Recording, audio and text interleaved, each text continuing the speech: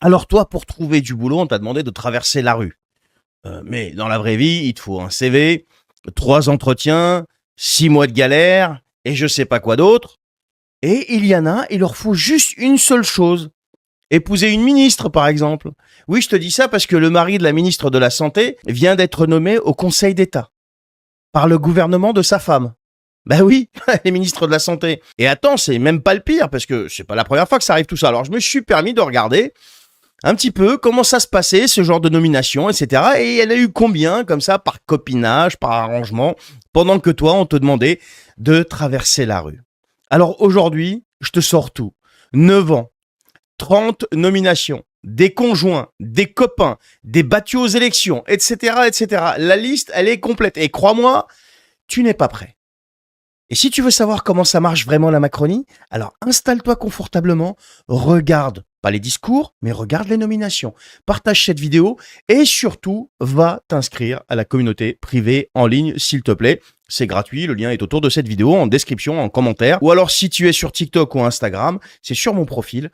Sous ma photo, il y a un lien, tu cliques dessus et tu verras, c'est très simple. Alors, on commence par le commencement. 27 mai 2026, décret signé en Conseil des ministres, Olivier Boyer, donc mari de la ministre de la Santé, nommé conseiller d'État en service extraordinaire. 5 ans.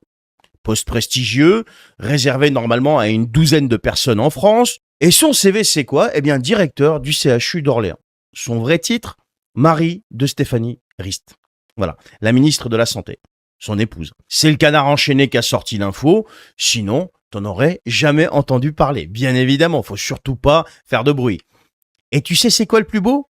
C'est que c'est déjà arrivé tout ça. On remonte en octobre 2018. Yves Lévy, nommé conseiller d'État en service extraordinaire. Il était marié à qui, lui? Agnès Buzyn. Oh, bah alors, ministre de la Santé, même poste, bizarre. 8 ans d'écart. À ce niveau-là, c'est plus une coïncidence. C'est une tradition. Mais attends, je continue, parce que la liste, elle est très longue. Installe-toi, partage cette vidéo, s'il te plaît. Emmanuelle Wargon, elle a été battue aux législatives en 2022. Présidente de la commission de régulation de l'énergie 2 mois après.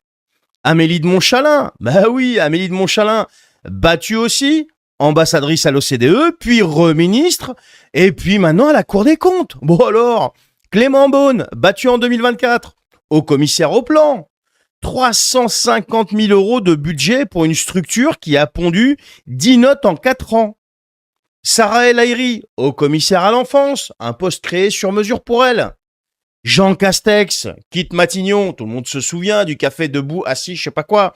4 mois plus tard, PDG de la RATP et puis de la SNCF. Richard Ferrand, le fidèle des fidèles, le grand Richard Ferrand, président du Conseil constitutionnel, confirmé à une voix près et grâce au Rassemblement national. Agnès Buzyn, après la gestion du coco qu'on connaît, bah oui, recasé à l'OMS. Pape Ndiaye, viré de l'éducation, ambassadeur au Conseil de l'Europe.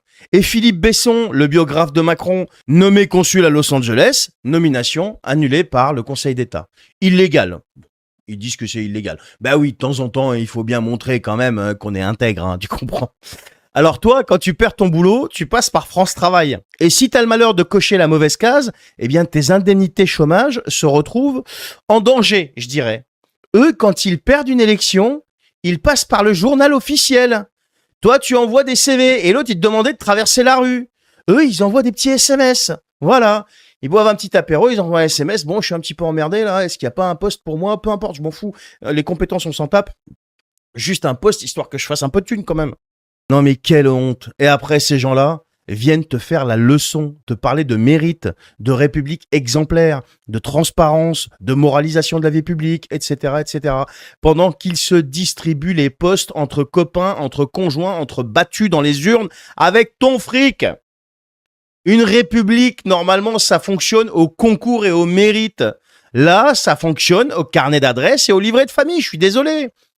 Tout est sourcé, les amis, ce que je vous dis là. Légifrance, journal officiel, presse nationale. Vérifiez, ne me croyez pas sur parole. C'est ça le pire, c'est qu'ils se cachent même plus, ces gens-là. Suite au prochain épisode, bonne journée.